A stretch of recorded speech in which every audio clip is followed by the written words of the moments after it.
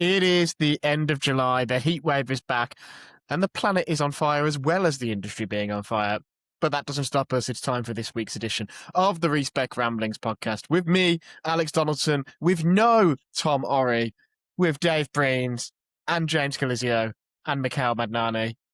We've got some pretty interesting topics this week, and it's not all grim. It's not all about the world being on fire. But first of all, how are you guys doing? Breens, good to have you back. Feeling good. I'm feeling good. Every day I live in fear, and that's mainly because I have my PS5 Pro in vertical mode. Well, speaking of PS5 Pros in vertical mode, Mikhail is back once again, represented this time by... Is it an amiibo? Is it the amiibo Bayonetta? It is. How you I doing? think last time I had the Bayonetta one for the Patreon exclusive, so I was like, let me use it now and I'll figure out what to do for the Patreon thing later. Yeah.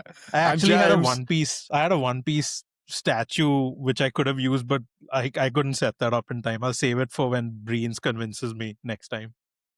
Can't believe you came on with Breens and didn't use the One Piece, drop the One Piece merch. Hey ho. James, how you doing? Doing pretty good. Last week I was up way too late. This time you guys got me up at like 9 a.m. Got my coffee and everything. Yeah, we are. We are recording rather than on a Friday morning. We're recording on a Thursday night, which is great because it means I will hopefully wake up tomorrow and this is already edited and I haven't got to rush to do it. But it also means that you get to do it at a reasonable time. I'd planned to go and crack a beer for this, but then it was such a rush getting ready for it that I didn't even have time to crack a beer. And if I don't have to, if I fail to crack a beer, then I'm definitely busy. Obviously, Mr. Ori is not with us this week. He has sent us all a message. He's on his holidays with his family, and he wanted you all to know for an update on what he's doing that this is about an hour ago at time of recording. He just bought his son his second £6.30 Starbucks iced drink of the day, and that he's very deeply unhappy about that fact. £6.30 for... Is he still going to be editor-in-chief after paying Starbucks twice for like that dog shit-looking coffee? He's gonna be even more desperate, as we all should be, for people to back us on Patreon and support us in order to fund his son's Starbucks habit. Starbucks addiction. £6.30 though. It is bonkers how it makes me sick. Could literally buy an amiibo for that much. What a scam. I don't think that's true. No, well, amiibos now, because they've decided to make them bigger, haven't they, in a lot of cases? So like was it the Mario Galaxy ones that were massive? And I'm guessing that's going to be the norm now. And don't get me wrong, they were impressive. They were really nice. How much Mario were Galaxy the ones. Kirby Air Riders ones? I know that those ones were special. Those were really expensive. They were like I want to say those were 25. I want to say those were 25. They were 40. Those were like 40 US. Yeah, they were 40 US. Yeah. They must have been more than that then. The Street Fighter ones, just no one gave a shit about them, so you could buy them for like nothing. So that made me sad because if they'd sold well, we maybe would have got, a whole Street Fighter range. But then again, I quite like the what's the brand of figure that did the Street Fighter 6 collector's edition figures? It's like quite a known. Is it Kotobukiya? Don't think the one? They do good stuff. I don't know if it was them though. They do good stuff. I'm looking it up. This is the exciting look up action that people crave. It was Pop-Up Parade. It was Pop-Up Parade. Pop-Up Parade. They do good stuff as well. Yeah, that's the one I got. The One Piece thing I got, I think, is one of those. But yeah. They've slowly. Was that or Uma Musume? One of them is Pop-Up Parade. One of them is Kotobukiya. I have somewhere at home. So yeah. Well, they've slowly been working through. So obviously that Street Fighter came with Kimberly and Luke. Was it Kimberly and Jamie? No, it was Kimberly and Luke, wasn't it? But then since then they've released SF6 Chun, Jamie, Jury. So they're sort of slowly working through the cast with those, but they aren't cheap. They are like 50 quid a pop, which is quite expensive. But hey ho. Anyway, let's actually kick off our proper topics for this week. So first up, let's start with some bad, shitty news. It sort of ties back into podcast stuff discussed on previous weeks, which is that this week, Double Fine, the lovely Tim Schafer-headed developer that had been up until very recently owned by Xbox, has made 23 people redundant, let 23 people go this week. Sort of further fallout from the Xbox thing. We said this at the time. I talked about on the podcast a few weeks ago how the landing that studios like Double Fine and Compulsion were getting was a hard landing. So although Microsoft let them go independent and let them go with, gave them a bundle of cash and said, here you go, good luck out in the wide world. The statement that Double Fine have made, it's the usual stuff. It's a very personal one, I think, just because the nature, small studio. They said, quote, only the survival of our studio would ever make us consider such a painful action. Our transition to becoming an independent company also means becoming a size that we can sustain, unquote. So that sort of sucks. I don't know if there's much else to say. I don't know if anyone has anything to add. I wanted to note that it's continued. I think it shows how even in this world where we can argue that Microsoft, if they had to get rid of studios, did the right thing, so to speak, by letting studios go. But I think what this shows us for the rest of going forward is even those studios that are sold or that are set free, the path is not going to be necessarily simple for them. And I hope we don't, but it wouldn't surprise me if we saw a bit more of this. Yeah, absolutely. I can't say that I've ever been like the biggest fan of Double Fine's games, but like I 100% understand why they have the fan base they do. Especially if I'd like encountered Psychonauts at the right time near a release instead of like years later, I would have been right there with them, and this would be heartbreaking to me. But I am really hopeful that they can make it out of this. But the state of the industry, it's the worst possible time for all of this because investment is down across the board. The likelihood that they can just like get another publisher to like fund their next game, it's not that easy, Especially when their last two games have like completely and utterly bombed by all measures. I don't know, because I don't know. There's a limit on how much I can say potentially, but all I would, like getting too specific, but all I would say is I know how much Kiln cost to make. Like, probably it wouldn't have had to have done very much at all to make its money back, and that's sort of the gap, right, in this thinking sometimes, is that you don't need to necessarily make loads and loads and loads and loads of sales if you're making games that are scoped to you scope a game to have a small budget and you sell a small amount of profit copies and you make a small profit, right? The problem is that only made sense for Microsoft when Microsoft was this Game Pass driven portfolio business about having lots of different games. And you had small games because if a game like Kiln got someone to subscribe and got them to stay there, then it would have been that's worth the money. But now they're focusing on big games, so a game like Kiln, and indeed a studio like Double Fine, doesn't really make sense anymore. But I guess where we've sort of got lost a little bit is if you go back 15 years or whatever to when we had Xbox Live Arcade as the big thing, and you had Summer of Arcade and stuff like that. Yes, you got games like Braid that did do mega millions and millions of sales on those services that made a load of money. But a game like Kiln, the amount of users that it's got through the door would have been considered a success in those days on that sort of metric. So it's a bit strange, really, on that front, where, they are a successful studio and I think they have a future making money. But like Breens says, it's a terrible time in terms of the optics, in terms of being out on your own.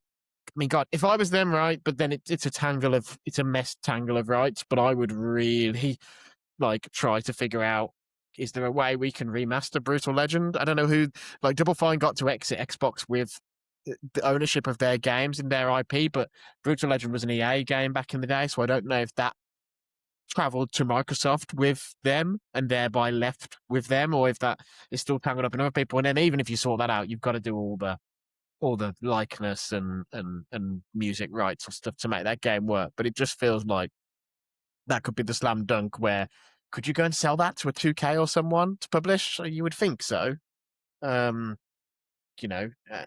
Outpouring of love for Aussie, in light of last year and stuff, but I don't know. On the Steam page, Brutal Legend is listed as being published by Double Fine Productions. So hopefully that could be a rallying point, but the problem is you need money. You need money to rally around a game. That's probably the most expensive game they ever made, right?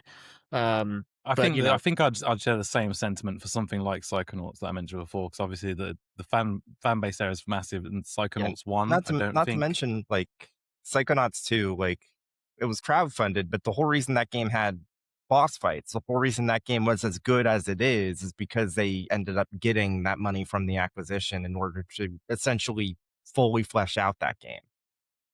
So it's like I don't know if Kickstarter stuff is still doable because like they used to rely on that quite a bit, right? Like early on, they were like, funding in some form. Fig, right? I don't think Fig is whatever a it thing is anymore.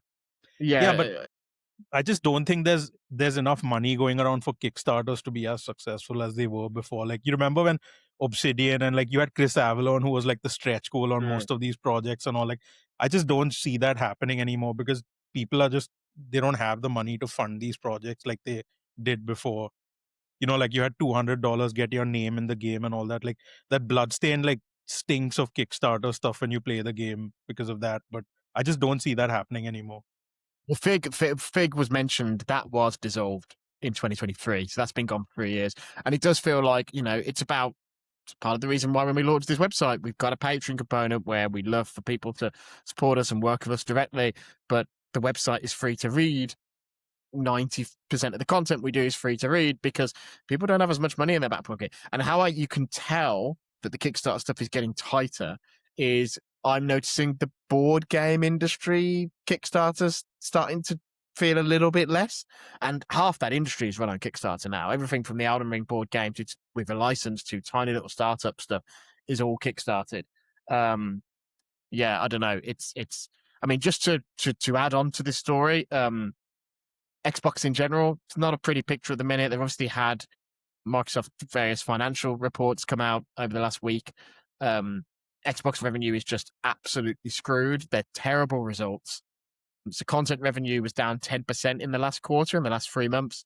Hardware revenue was down 13% in the last quarter, in the last 3 months. I was trying to crunch some numbers, and it certainly looks to me like they've sold less than 1 million units of Xbox hardware in the last year, which if that's true, that is horrendous. However, they are sort of spitting out so Asher Sharma, the Xbox CEO, said, quote, in fiscal year 26, over 200 million new players came to Xbox and our games, but our business did not grow with our audience. We need to close that gap by investing in what players value. That will take time, but we expect to return to growth by the end of fiscal year 27, unquote. And the Microsoft Big Cheese, the CEO, Satya Nadella, talked about how it was part of the reset and they expected this. This isn't an unexpected loss, but it's pretty brutal. And so you've got inside of Xbox these grim results, someone who is exited Xbox, and it's not like they've escaped that unscathed. Pretty rubbish. Yeah, it's bad out there, huh? 1 million Xboxes. We're going back to the Wii U era. That's what I like. Yeah. I don't think it's quite the same now, but I remember like a few years ago when Microsoft's like Xbox sales really started plummeting. I did the math, and like from the numbers that we had, there was a point in time where Meta was selling more Quest headsets than Microsoft was selling Xbox Series consoles. That's not good. So does this include the ROG Xbox Ally at all, or is that completely Asus? No. That is so. I'm sure there is some component of that in there, in the sense that Microsoft, I'm guessing, are getting some sort of licensing kick on the back end of every one of those sold, but they are Asus devices, so they wouldn't be in this. They wouldn't be in these reports. No.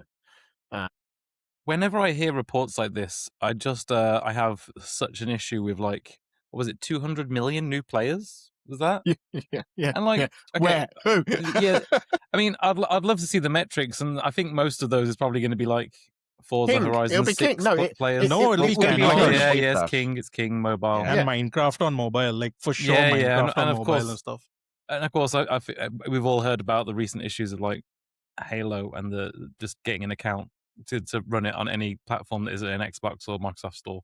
You know, Yeah, I had to yeah. link my my Xbox account to my Steam ID on PC and then again on Steam Deck. yeah, I It's had the to do that. same ID. I had to do that on 2 different Steam Decks, like one by one. It for some reason couldn't So understand stupid. that it was just and Forza does it well. I don't know why that happened over here, but I don't know. Did you notice the cross save isn't actually like saving your exact Yeah. position? It just counts what you unlocked in the campaign or Yeah, something. so it was like when I'd played it for like a couple of hours on PC and then booted it up on Steam Deck, and the Steam Deck was like start a new game, or yeah. you could chapter select from the missions I'd already played. So it knew I'd played those missions, but it didn't give me like a save. It was so strange. So that is the yeah. same sort of, I guess you'd call it poor man's cross save, as Hitman and 007. It's exactly Sure. the same. Where, Yeah. in fact, 007, I remember this may have been because it was pre-release review code, but I played it, finished it on PC, and then booted it on Xbox, and my IO cross save worked. But I didn't even have chapter select. What I had was all like the feats I'd accomplished and stuff like that. But if I on Xbox, I needed to replay the whole game from the start, which was bonkers to me in order I to think just that get might have been chapter select. might have been a pre-release thing, because when I tried it on when I tried it, it put me in the chapter 1 part where I was, so it let me continue. That might have been a pre-release thing. But yeah, Hitman is definitely a weird one. But I think I love it in Hitman. Like, it's definitely like what got me to play it more. I don't think any of them It's are great. as good as like Ubisoft. Ubisoft like literally puts you at the exact same position you're in, and it does it all seamlessly. But then Ubisoft has all that dog shit launcher on PC, which I never want to use again. So yeah. For the But longest anyway- time, Ubisoft's like launcher literally would not work on my desktop. It just would constantly crash the moment it would launch, and I kept reinstalling and it didn't work. Eventually, I got it working, but that's the whole reason why I still haven't finished like Prince of Persia, that like Metroidvania one, because I just wouldn't work. While we're moaning about a Ubisoft launcher, I've got one too. Why not? This was many years ago with the original Black Flag. And it launched a little bit later on PC than it did on consoles. I got the PC review code much later. I was playing it on my laptop, had it installed. I feel like I had it still installed for like 6 months after the game came out. You know, I've still got it there just in case I want to have another go. And then suddenly it was like removed from my Ubisoft account. And I messaged Ubisoft, like customer support or whatever. I was like, yo, why? And they're like, this is a stolen game code. You have stolen this game, or someone stole it and gave it you. You know, like one of those credit card scams, except I got it from PR. Not exactly sure what was happening there. But the thing that pissed me off the most, though, was that you needed the Ubisoft launcher to uninstall the game. But because the game wasn't in my account, I couldn't uninstall the game anymore. Mate, I was going mad. At least they didn't threaten to like IP ban you or account ban you or something. But also, that is terrible that they essentially locked you. So hang on, what did you do? Did you go back to PR? Yeah, so I didn't go back to PR. It was literally just customer support. But because it was like months later, and I didn't care that much. I think it was like the only game I had on the account, honestly. But yeah, I couldn't actually install the game that they didn't want me to play anymore. That's crazy. You do occasionally get review code get revoked, I guess. Yeah. That happens from time to time. Steam has a whole interface that pops up and says this has been taken away. You get weird situations like 007 IO sent out a pre-release code, and then they revoked that, and on launch day sent a new I'd say that's the more retail common code. thing. I'd say that Well, like usually they revoking don't will be- care, right? Yeah. Usually It's they like, just let you leave it. I'd say like I've gotten like hundreds of codes over the years, and I think I've only had like a handful be revoked like later down the line. It's like it does happen, but it's like a very like uncommon circumstance for sure. Yeah. And like, to be fair, usually you're given a heads up, or like you said, there's a specific message for it. But in this case, it was just like, I don't know. The PR or someone down the line assumed that it was stolen from PR or a stolen allotment or something. I don't exactly know how that happened. I mean, I got the code from my editor, and I don't think he would have bought it just for the sake of it. Yeah. Got it off eBay. Yeah. Well, I think usually sometimes it's just like the right hand is not talking to the left hand. That doesn't surprise me with Ubisoft.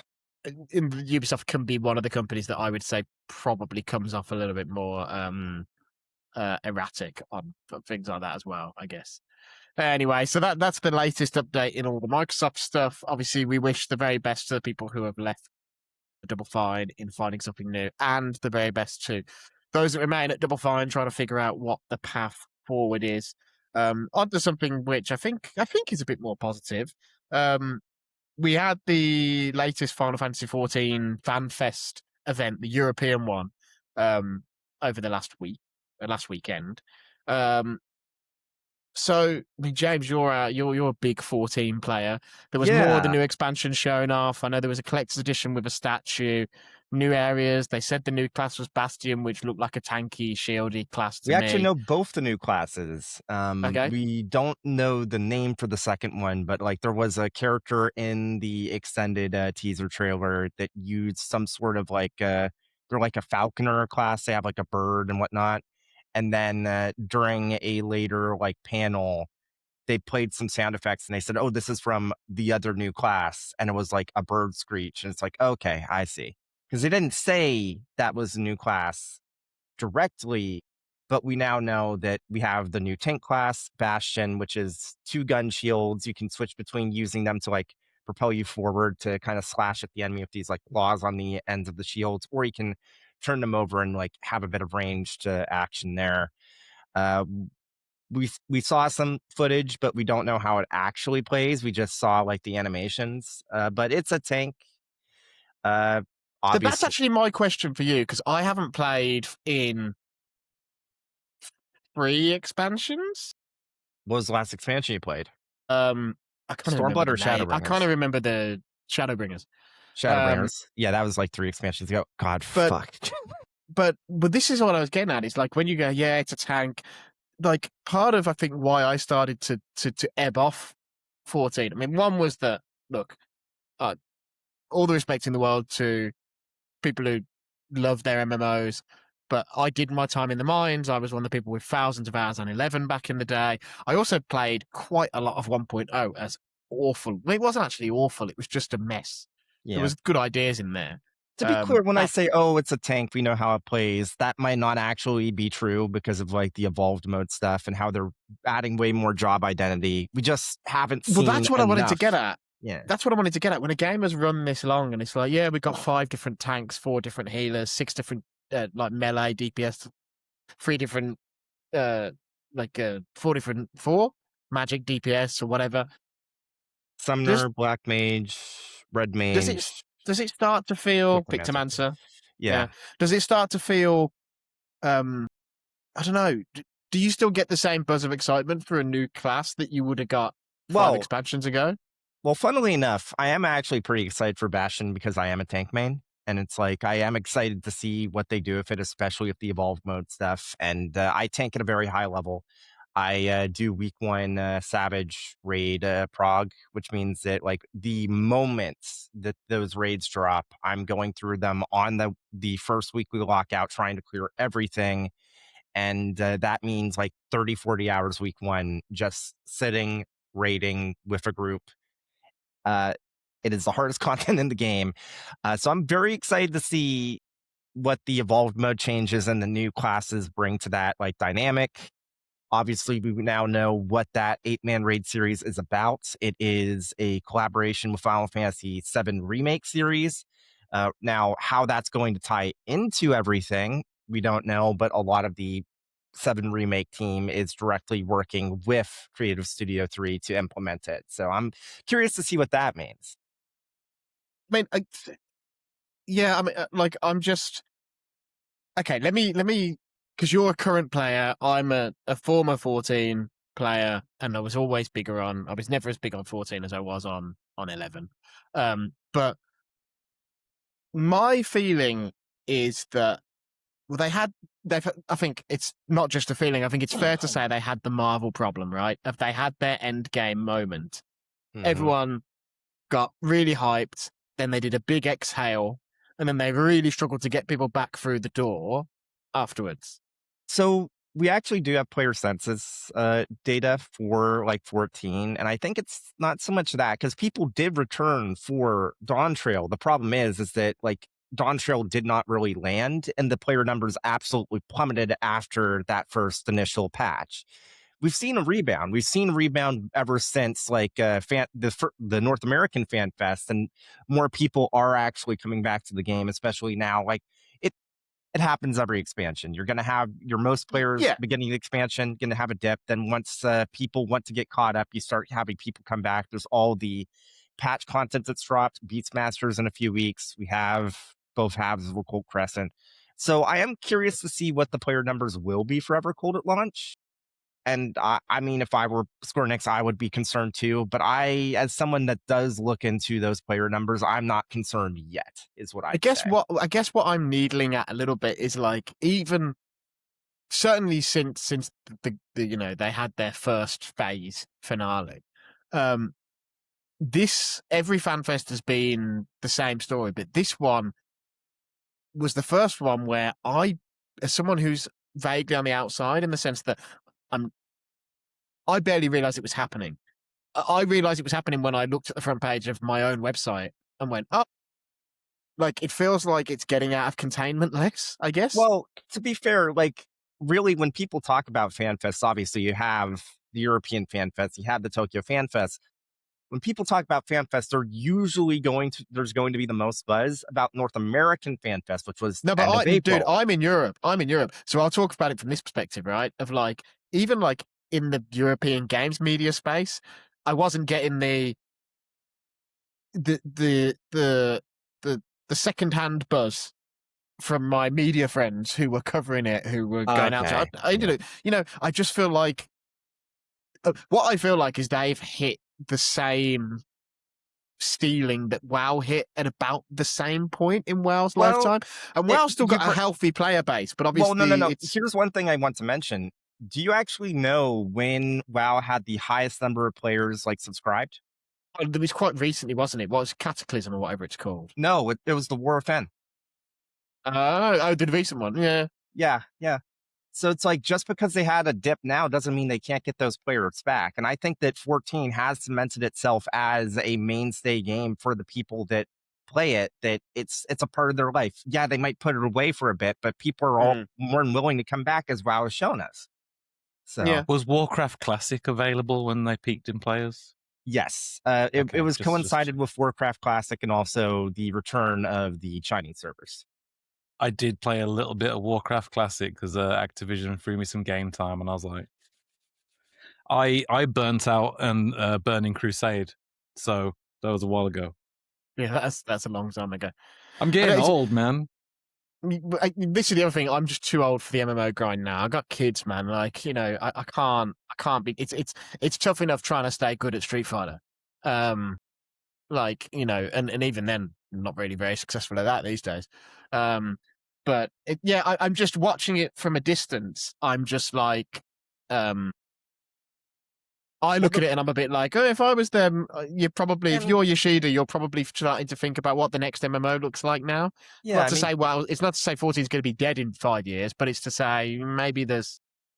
Not to discount, but the reason why I said that people are looking at North American Fan Fest for the excitement is because that's when the expansion drops. That's when we get most of the info. And it's like, so yeah, there is some new announcements at European Fan Fest, but the biggest announcement was, here is exactly what the middle tier of difficulty for the new 8-man raid is. We now know the theme. It is a collaboration with FF7. Here's the name and the identity of one of the new jobs. Here is the identity, roughly, of the other new job. That was it. We already knew the expansion heading in. So. Does it not depend on what you're excited about, though? Because I saw the North American Fan Fest and I was like, okay, they've announced the theme of the expansion. There's a CG track. I mean, I used to go to these things, right?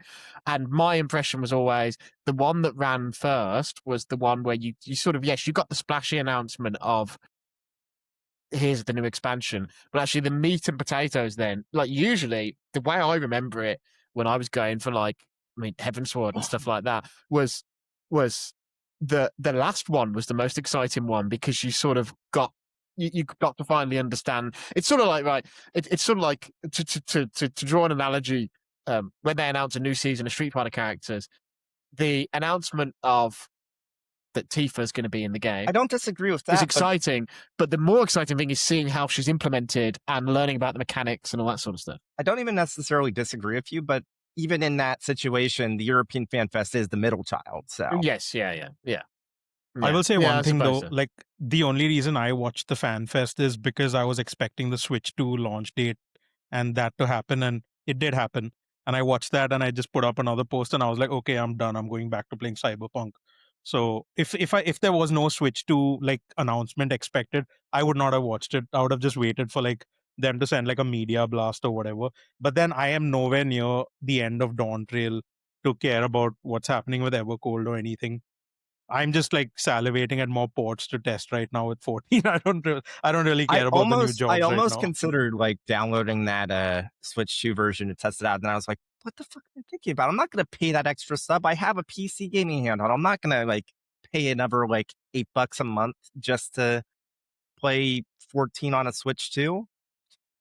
You need So it on crazy that everything. is an extra Otherwise, sub. you're weak. You won't survive the winter if you don't have it on every screen. That's Oh my just how God. it is. That's how it is for you. That's how it is for Yeah. you. Anyway, yeah. So the FF14 FanFest, we will see. When's the Japanese one, James? That's next month, I think, right? Or is it September? I actually don't know. One second. It No, doesn't have they matter. dated this expansion? I'm being careful what I say because I know the release September date. almost is next month. Yeah. Right. I think it's like right before the patch. Okay, they have that announced the drops. release date. I was like, they've announced the release month. I was like, I didn't want to say something Yeah. out of her. That 117 GB is more of an issue than $8 a month right now, given Switch 2 storage. But so people have been making jokes about how 14 broke the glass with this 7 raid. And it's like, I think it's the opposite. I wouldn't be shocked if they have like a pack-in with FF7 Revelations where it's like, here, get a mount or a minion for Final Fantasy 14 with your purchase. I think there is a world. I think there is a new regime. There's a new broom at Square with the new CEO. And I think this wouldn't have probably happened under the previous regime. There's a lot of the way Square Enix has been for a long time is a bit like a family, with a lot of the bickering and things that come with being a family, a lot of the rivalry between various development houses, the sort of like siblings that are all competing to be the best. And some of them get along better than others, which is why you see certain people gravitate together. But it's good that it's happening. Hamaguchi is I think the golden guy at Square right now, and he's sort of definitely helping people to bridge lots of gaps. And it's exciting. I think for me, and this is my deeply unpopular opinion, but it's like my interest in FF14 precipitously goes down the more they mine other Final Fantasy stuff, to the point where even when they were doing A Realm Reborn and they were like, here's Magitech armor in the CG trailer, I was like, do we have to do this? But that's because one of the reasons I loved 11 is 11 was just like, yeah, we have the broad things as all Final Fantasy games do, but 11 was as much its own Final Fantasy game as any other Final Fantasy game. And I'm not saying 14 isn't that, because it obviously is that, but it's also fully embraced this we're the Final Fantasy theme park thing, which I know that like Sakaguchi and many people love. But for me, it doesn't really do it for me in quite the same way. And so when I see, the collaborations, I just sort of go, could they not just do, I would rather they did another really cool thing with some existing Final Fantasy iconography. Like I loved what they did with Alexander, with the raids they did around that dungeon and stuff. Like that's a really good use of a classic piece of Final Fantasy iconography. And I'm just sort of like I'm the biggest 9 person in the world. And when they did all this 9 stuff and they had that boss that sort of, resembled Beatrix in the most vague way, and then they're playing Rose of May, and I'm just like, just fucking do something else. Yeah, I will say, like, I understand why they're doing the FF7 like collaboration, and it's probably the right decision from a business standpoint. But I really liked the raid series for Dawn Trail was an entirely original thing. Original, yeah. And it's like a lot of people really, really liked the Arcadian in like Dawn Trail. I'd say it was probably the most beloved content in Dawn Trail, not just from a fight perspective, but just from an overall like framing and everything. I think it's an attitude thing. So like my favorite Final Fantasy is the one that's full of callbacks to all the others. It's 9. But the thing about the way 9 uses its callbacks is it's largely in vague ways. Or you get really obvious stuff like, you know, after Alexandria is destroyed, you get the flower girl in the rubble, and she's fallen in love with the 7th of Steiner's Knights, and you go, ah. But for me, like the whole here's a thing you know, jingle jangle keys. I'm just sort of like Final Fantasy is at its best when it takes existing iconography and goes, here's a completely new way of thinking about that. And if you made Final Fantasy 9 today, it wouldn't be NPC called Flower Girl and 7th Night. They would literally, they put her in Eric's outfit. You know, that's what they would do, right? And so that's where I'm like, ugh. Anyway, I digress. I think it's, you know, it appeals to a great many people, and I get it. But it's one of the things in the end that sort of drove me off a little bit. Is like, I don't want to be in a Final Fantasy theme park that is shoving things from other games in my face all the time. I want to be in a theme park that is evocative of Final Fantasy and makes me feel those feelings in a slightly more clever way. I don't know. Maybe I'll go back at some point. I probably should. I have one question for you on Final Fantasy XIV, Alex. How long until it becomes the MCU of Final Fantasy in a way that Dissidia never could? I don't think they'll quite ever do that, because it's one of the funny things about all those tie-ins is they've had an absolute commitment to making them all canon some way within the 14 universe, which is admirable in itself. But, you know, I think it looks like that new Dissidia mobile game is not doing well. There's another one? Yeah, where they're like normal people in real world Shibuya. Because certain people at Square are obsessed with Shibuya, even though Shibuya isn't even really that cool anymore. And they're like, you know, so they're in street clothes, and then they're transforming into their video game versions of themselves to fight beats and stuff. That's on mobile. And is that out or just in like beta? I can't remember. It's out. I think it's out. But I don't think it's done particularly well. Don't know. Who knows? So yeah, it came out in March, but it goes to show that you didn't even know about that, Breens. That's been out 4 months. Didn't they? Am I crazy? Did they stop development on Ever Crisis, or is that still going? Yes. Ever Crisis is finished. Yeah. Okay. Did they wait? When you say it's finished, they're End of finished service with was it, but announced. is it finished? End of service was announced. End of service was announced. They've stopped taking real money, but there's still some content runoff, I think, that they need to do. Could they just release that as like a premium game, please? Is that possible? Well, their path I don't think right it's worth now, it. I don't think it's worth it. That one's a bit more complicated, but their path right now is to Octopath Zero, Final Fantasy Resonance. Mm-hmm. They take those mobile games and they hack them to pieces and then Frankenstein them back together as a single player game. We and know it's going to happen in here. It's got to happen in here. When they announced Resonance, it was incredible because they announced Resonance and they literally didn't mention in the press release the words Brave Exvius. Yeah. They were just like, yeah, it's the first HD 2D Final Fantasy game. They didn't lead with, we've done this port of this beloved mobile game, because they want people to think it's an all-new game. It's not even a port because it's like a complete ground up, like reimagining, really. Because it's I don't know. It's sort of rebuild.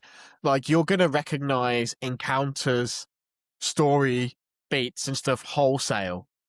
Like, you know, it's sort of, so it's more it's it's weird. It's not a remake. It's not a remaster. It's something else. Well, in it is a between. remake though, because you take a look at screenshots of Brave Exvius and then you look at Resonance. It's very obviously not the same game. So it's like it's a remake of sorts. We just don't know the broad it's a scope of it. it's a weird thing, but I could see them doing it for Ever Crisis. But equally, the thing that I keep thinking is like once you finish part 3 of once you finish Revelation, you could very, very easily then take all the assets from that and pump out probably in 18, 24 months a 1-to-1 remake of FF7.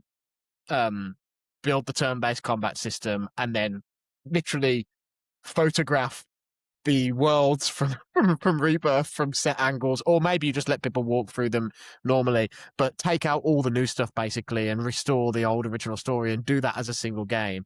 So that's one way you could do a remake of FF7, but a faithful remake. But the other way you could do it is you could just rebuild, like rip Ever Crisis to pieces and do it again. And then and paste it all back together, because Ever Crisis has all those assets. It's got the entire story of FF7 retold. I think they'll have to do something with it, because that is currently the only way to experience like Before Crisis, Dirge, etc., etc. So yeah, while we were talking, I decided to look on the Google Play Store for that Dissidia game, and I saw like 4 mobile Final Fantasy games I'd never heard of before. So Was it it's going Dimensions? good. Dimensions 2. Yeah. What the fuck? What the fuck is Dimensions 1? did I forget That came out really long ago. It Dimensions could- 1 was What are like we this doing here? premium thing which they made exclusively for mobile. They didn't port that anywhere. And then they did 2. I forgot what happened with 2. I didn't play much of it. I have it. I bought it to try it out for Let an me check article, but I haven't myself. played Oh my much of it. god. 1 second. But like, I- you remember when FF13 was happening and they did this random trailer? I don't remember which 13 game it was. They did this pixel art Nagato. retelling. Oh no. No. They did this trailer for Final Fantasy 13. I think it was Lightning Returns, where they did a summary of the events of 13 and 13.2 in a pixel art style, and they had this chiptune version of the battle theme and all. And I remember when I saw that like back in the day, I was like, I wish the whole game looked like this instead of what they did. And that was before I actually realized how good 13 is technically.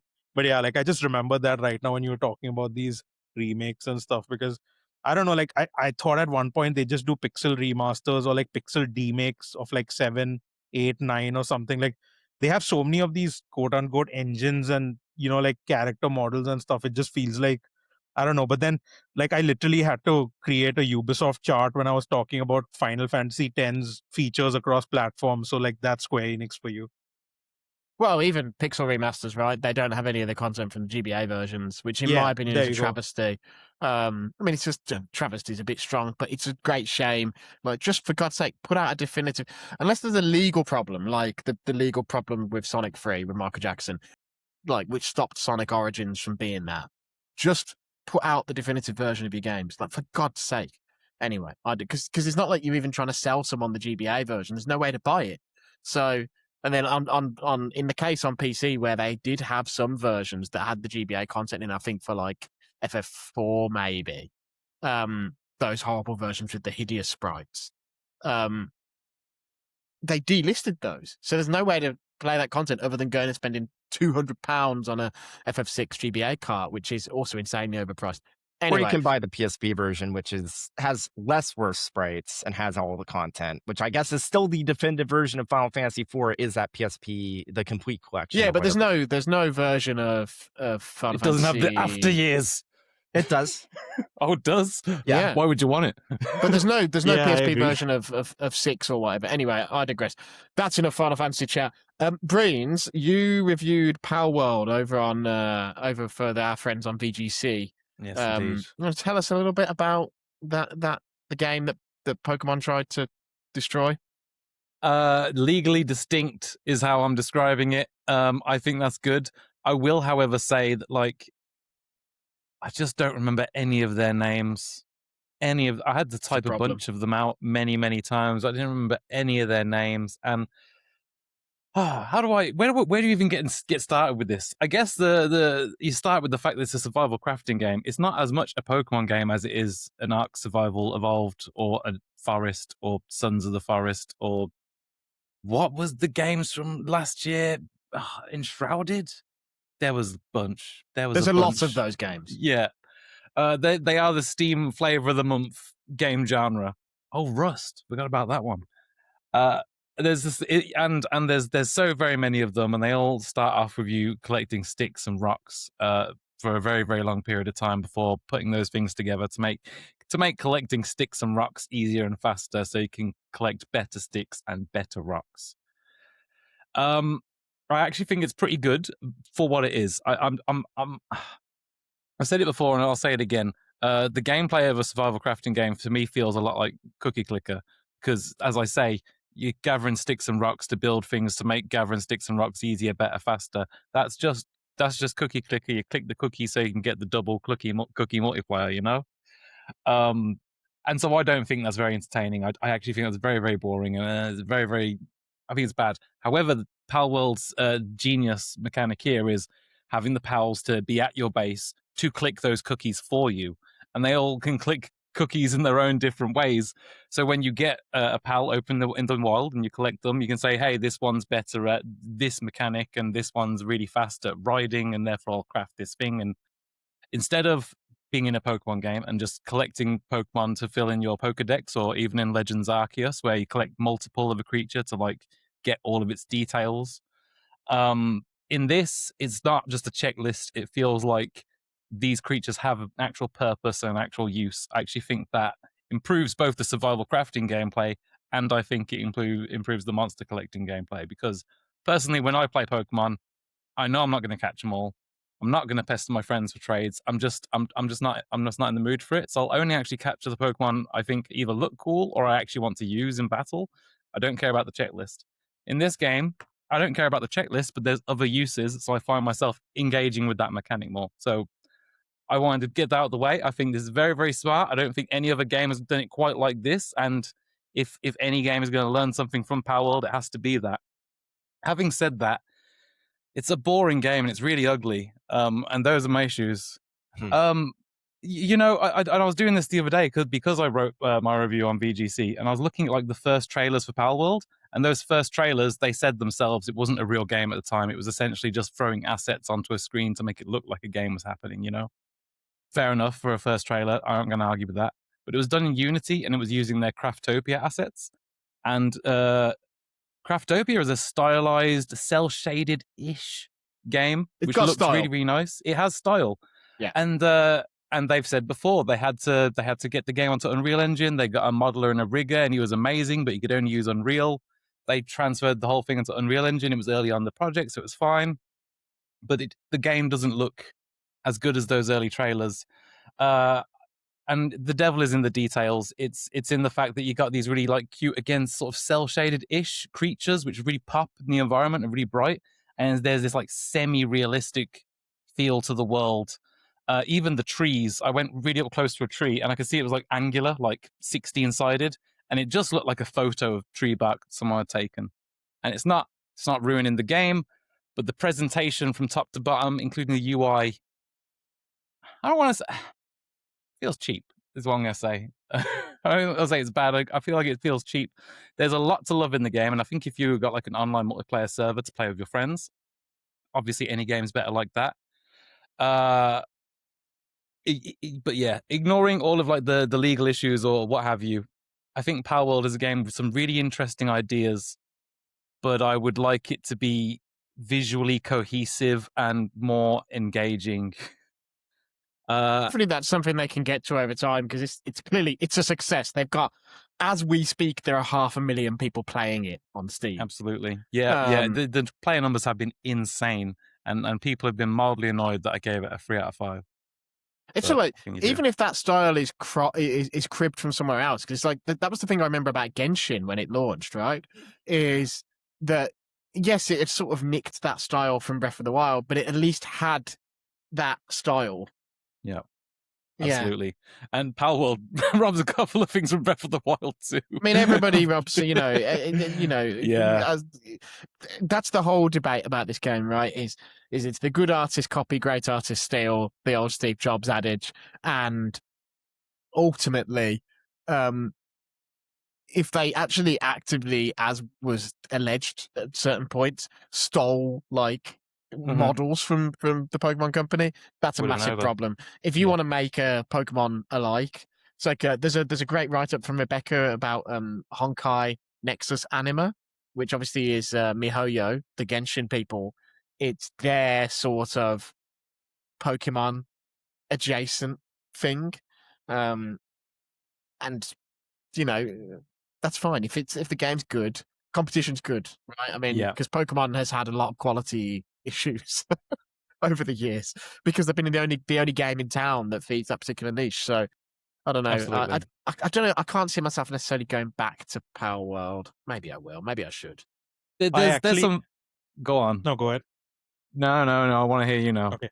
I actually had no interest in playing this until I saw someone on Blue Sky post about how one of the songs is like a Dream Theater track from the 90s. And I was like, okay, re-downloading it.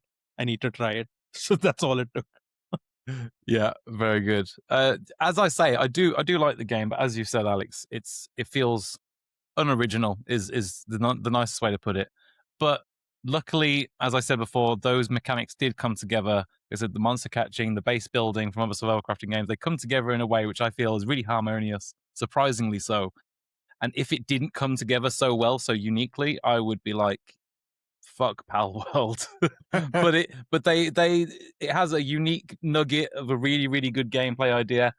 I think if they sort of go back to the drawing board with some of these some of the base game aspects, like Slime Rancher is kind of in a way another survival crafting game. But it's very, very from a unique perspective because the creatures are also your resources and you're like hoovering them up with a crazy vacuum. There are more interesting ways, I think, to resource gather than to stare at a thing and press the harvest button until it's harvested, personally. I think if they take it back to the drawing board, have a cohesive art style throughout, I think a Palworld 2 could be really, really genuinely great. You got 500,000 people. Maybe you don't do a 2. Maybe you just iterate. Yeah. You know, I could see that for this game. I could see it becoming something really special over the years. Certainly, it seems like Absolutely. 1.0 is a big improvement on the early access launch as well, which I played back in the day and even did some guides for and stuff, and just was like, I don't want to play this anymore. Anyhow, so yes, you can read Breen's full review over on Video Games Chronicle VGC.news. Speaking of news, some quick other little bits that you might want to know about. There's a Crazy Taxi World Tour closed network test coming in September. You can apply for that now on the official website. There's also, and I wanted to shout this out because I just think it's cool that they're still doing it. There's a new update for Spider-Man 2 where they've added 2 new suits, one based on Tocom, the Marvel fighting game that's coming up, and one based on the new movie, Brand New Day, and some enhanced PS5 Pro performance as well. I just think it's really good that game is how old now? 3-4 years old? I think it's 3. Yeah, 3. Yeah. And they're still adding stuff to it, right? So respect to them for that. And lastly, probably not the most surprising news in the world, but there's been a new interview with Mark Darrah, who was formerly one of the high-ups at BioWare, and he was really instrumental in the creation of Dragon Age in particular. And he says that he doesn't think a Mass Effect-style Dragon Age trilogy remaster is possible, as there's nobody left at BioWare who knows how the tech works. This should not be any surprise, I don't think, because literally the other thing about Mass Effect is there was a lineage with those games. They were all roughly built one on the other, whereas Dragon Age, each one of those games was something new. Dragon Age 1 obviously was more of a Baldur's Gate style game, more of a CRPG. Second one was just weird, inspired by Mass Effect, developed extremely quickly. And then the third one was this open world game on Frostbite. So it's not even like you've got to work with 3 different tech stacks. He also said he doesn't think there's anyone. He doesn't think a new Dragon Age would make it through the pitch process at EA, which I also think seems fair enough. You know what I saw with Dragon Age? I have not actually finished a single Dragon Age or Mass Effect game. Like, that's something I'm happy to admit. But when I was told to play Dragon Age Origins, I downloaded it on Steam. It doesn't have controller support, so I deleted it because I don't do that. Then I found out the only way to play it with controller support on a modern system is Xbox back compat. But then if you download that, it looks kind of shit. So I'm looking at GOG mods now because I was reading the CRPG book, which I'm going to be writing about soon. And that has so much on Dragon Age and Mass Effect. And I'm like, 1,000 people tell me to play these games like every week, maybe I should finally give them a go when there's time to play games for fun, which I don't know when that's going to happen this year. But If you're going to Oh, play yeah. one of them, in my opinion, Mass Effect is the one of the two to play. But saying that will upset someone, as it would if I said it the other way around. Yeah, I'm going to tell you right now. I'm surprised you got to the need a controller point, because my experience of playing Dragon Age Origins on Steam these days is won't run, won't boot, Yeah. need mods to make boot. and also also it has the Go EA on. dog shit launcher, which is like also as bad as Yeah, the it does. Ubisoft stuff. Like, I think this is why consoles exist, because you don't want to deal with this trash. Like, even like I remember when I bought Red Dead 2 on Steam to play it on Steam Deck, and that launcher was so pissing off, and I'm like, just port it to Switch or something. Like, just end me now. So Yeah, I have. Go on, Alex. Go ahead. I have a couple of tiny Dragon Age tidbits for Mikhail specifically. The console and the PC versions of Origins are actually super different. The console version is like massively simplified, and it's actually more of an action game, whereas the PC version, it wants to be like a top-down isometric CRPG style game. Yeah, Well, it really does. Yeah. It's so strange playing one back in the day and then playing like another one years later, because it's like this. It feels like a different game the way they want you to approach the combat system. It's really, was it really like strange. Crysis? Like how they had that Warhead and the other Crysis on console, which But Warhead was just a different game, right? Warhead was just okay. a cheap. Warhead was a cheap. Although you are right, base Crisis you were sneaking around a lot, and Mhm. Warhead was just like an action game where you played like some Jason Statham lookalike. Yeah, did you play BG3, Mikhail? Yes. Yeah, so basically, you know how it has like turn-based mode and the real-time mode? Yeah. Essentially, the console Dragon Age Origins was just always in real-time mode. You could put it into tactical mode, but it was made for real-time mode, and then the PC version is made for tactical mode, made for turn-based. So it's... But yeah, it's something to like try at some point. But like you said, right, the launcher is like at that point. Like, I got a Steam controller specifically to play like Pillars 2 on PC because it doesn't have controller support. But just dealing with the EA launchers, like, I'm not wasting my life on this. Yeah, it'll hurt. Well, I mean, we will see. Obviously, one thing that happened last week that we didn't discuss on the pod is that the European Commission has approved the sale of EA to the Saudi Public Investment Fund for $55 billion.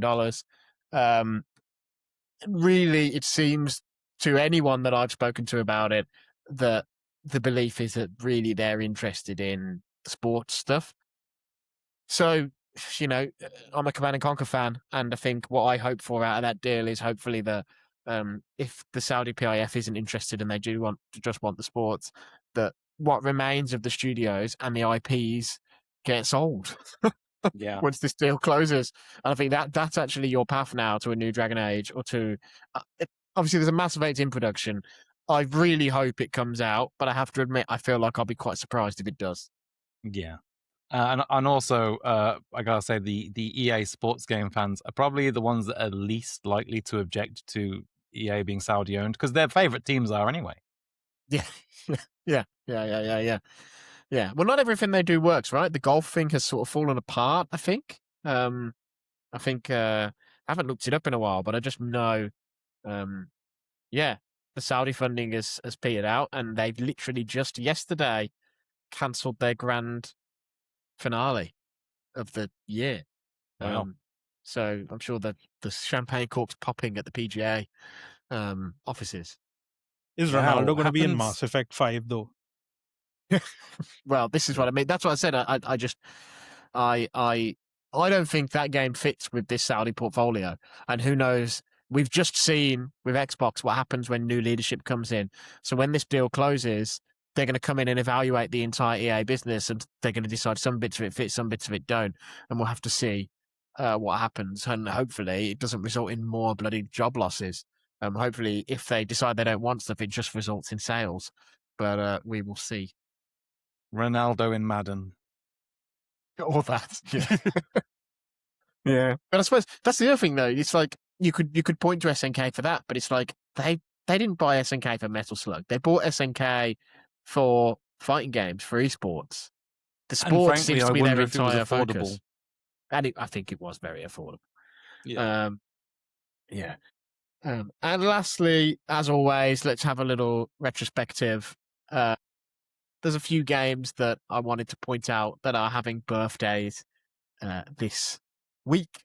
Earlier in the week, the slightly trashy Xbox 360 action game Bullet Witch turned 20. Not a particularly famous game, but I just have some fond memories of it. It's on Steam, I think, through Is it? Xseed. Huh. Yeah, I think it's I through don't Xseed on remember it. Steam. I don't know if it runs, but I bought it. But I might have to who replay actually that, plays? but if I replay it, I'll probably ruin the positive memories I do have of it. Also 20 years old, Mario Hoops 3-on-3. Wow. That was the first game that Soken actually did music for. Oh. Well, I was going to say, it's your one chance to see a Moogle and Mario side by side. Your one chance? Don't know, maybe. There's got to be another case, right? Is that the Eminem song? Okay. Also Square Enix. Neo, The World Ends With You, 5 years old. Feels like that series Wow. is dead now. That game really seemed like it did not do well. It was dead before It's- that as well. It's okay. Yeah, it's one of those things where it's like, I feel like they did not do it justice in how they pushed it, especially with the absolute clusterfuck of that PC port, where they announced it at the same time, said, oh, it'll be out later. Then it was on Epic Games Store, and then they just fucking shadow dropped it on Steam like a year later. It's like, COVID, right? it wasn't gonna sell that well regardless, but I feel like there was a path to making it blow up in I a just way. remember the vibes around that game were really weird. I remember doing an interview for that game with like the director and the producer or someone. And then we were like 3 minutes into this Teams call for this interview, and it went boot up, and an extra person joined the call. And camera on, but covered. So not camera off, camera on, but camera covered. So it was just a black screen. Did not speak, did not say anything, just lurked there for the whole call to see you tomorrow.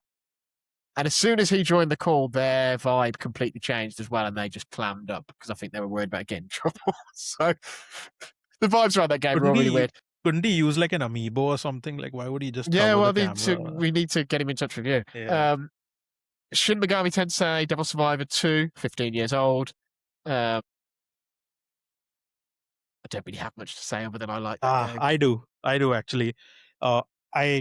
I bought the game on DS but never played it there because they were doing these 3DS ports of everything. Like, I think Atlas released like 500 games on 3DS in those like 5 or 6 years, and I believe this was this was like I remember this specifically because it did not fit on my 3DS SD card. It was like one of the biggest games, and I had to upgrade for this. So I love the game, obviously, but yeah, the first thing that stuck out to me is when I got the review code for it, I could not download it because I did not have. You remember they had those Pikmin blocks or whatever for storage because Nintendo didn't want us to know what a gigabyte was back then. So yeah, that was the fond memories of that. They should port those games. Like, what are they doing, Atlas?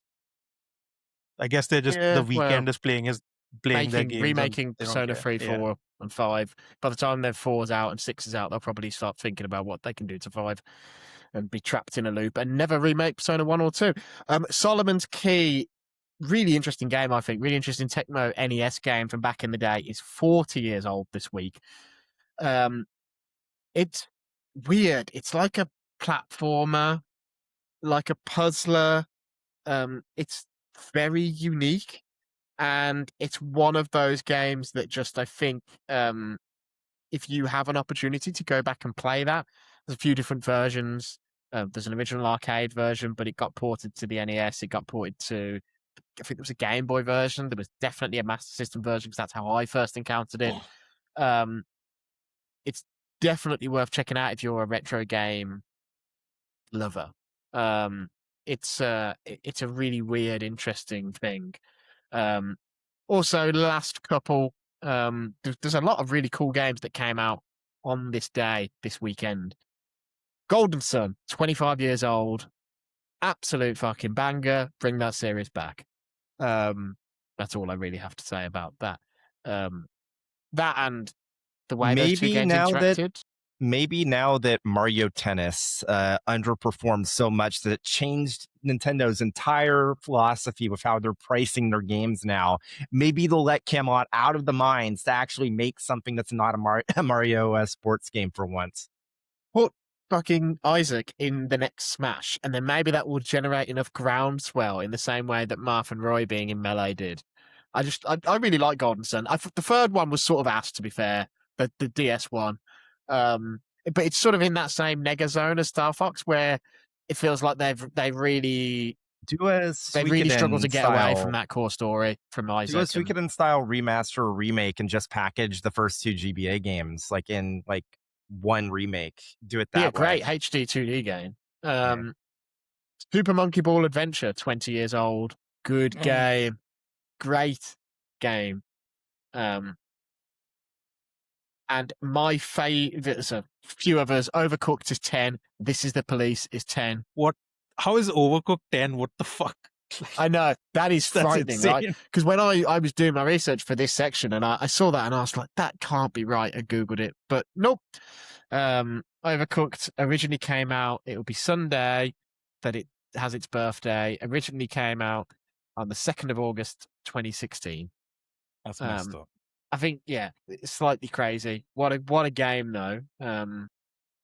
Yeah. Wait a minute. And that means Persona 5 is going to be 10 in a month. No, that can't be possible. But yeah. No, I'd rather not think about it. And my favorite, This Is the Police also is a really cool, I really enjoyed that back in the day. I never played the sequel. It makes me want to play a sequel.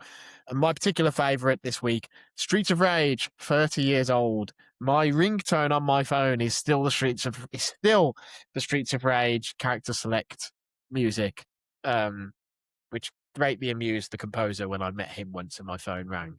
But yeah, that's just an all-timer. The fourth one was all right. I can't believe that was 5 years ago. That's 6 years ago at this point. Yeah, it was decent. But what a game. I'm that rare person where I actually prefer Streets of Rage 1 to 2, which I know is blasphemy. I just like the vibe of 1. I can't explain it. The other day, just for the sake of it, I booted up the Master System version of Streets of Rage. You don't really want to play the Master System version of any of those. No, but it was kind of fun. I was like, hey, they did more than I expected them to. It's better than I expected from a Master System. Yeah, a lot of them were impressive. I remember Outrun being quite impressive. Did they do a Master System version of Outrunners? Don't know. I don't remember. They did do Outrun. I'm not sure about that. No, they didn't. It must have been Outrun, original Outrun then. Bring back Outrun. But actually, we didn't talk about it, but if you know that NVIDIA, whatever it's called. What's it called? James, you'll know the game remaster thing. What's it called? I'm drawing a blank. I know what it is. I just don't remember the exact. It's not actually asset generation. RTX Remix. RTX Remix is not DLSS 5. That's a totally different thing. RTX Remix is like a framework to actually insert new assets. To inject assets. And But that's not necessarily like AI gen. That's like a game modding toolkit. But AI is connected to it, right? But but where AI is connected to it, it's generally the non-evil type. But there's a RTX Remix version of Outrun 2 coming up, and it looks amazing because they've injected ray tracing and high-res texture stuff into this arcade classic. Anyway, that was a bit of a tangent. Last but not least, on Anniversaries, Galgun Double Peace turns 10 years old, which does mean that it is finally getting too old for its target audience. GGDP's coming out? Oh my god. Shout out to Connor from PG 24/7 for that one. I'm sorry to have done that to you, Connor. Anyway, I think that's going to be it for this week. Please don't forget, you can hit up the website at respec.net, respec.net. You can also, via that website, get to our Discord, hang out with us, chat with us. We're just sort of shooting the shit. And if you like what we do, don't forget you can back us on Patreon for even more of this. There's an after hours podcast that we do as part of this that we're going to record straight after this. where we got some extra stuff to talk about. There's also other bonuses. Tom's written a great article this week for the Patreon users about how he came to own one of the worst games ever made, and it's a typical Tom Ori story, really. Yeah, you can support us on Patreon. That is patreon.com/respecnet. So the same as our URL, but without the dot, or you can hit the Patreon link on our website. That's it from me. Breens, do you got anything you want to plug? Well, there you go. He's a modest man. James, Mikhail, you got anything you want to plug? I recently had a chance to check out that new Silent Hill game for a preview session over at MMORPG. Is that site still broken at the moment? Because I literally tried to link it to someone earlier and it wasn't loading. It's still broken at the moment, so you can't read it at the time of this recording. But I mean, I hope 12 hours later, by the time this goes out, their website is back up. Otherwise, they might be having a problem. Yeah. Game's neat. So, And Mikhail? I think you should watch One Piece. Oh, interesting. See, Breens missed a trick there, you see? You can just say that. Damn. I gotta pick that up, that line. Could have just said that. You could just say that every time you're on. Yeah. Anyway, that is it from us. Say goodbye, everyone. Goodbye. Goodbye, everyone. And we'll see you next week. Unless you're a Patreon, in which case we will see you whenever your podcast uploads the next episode, which will probably be in like 5 seconds. See ya.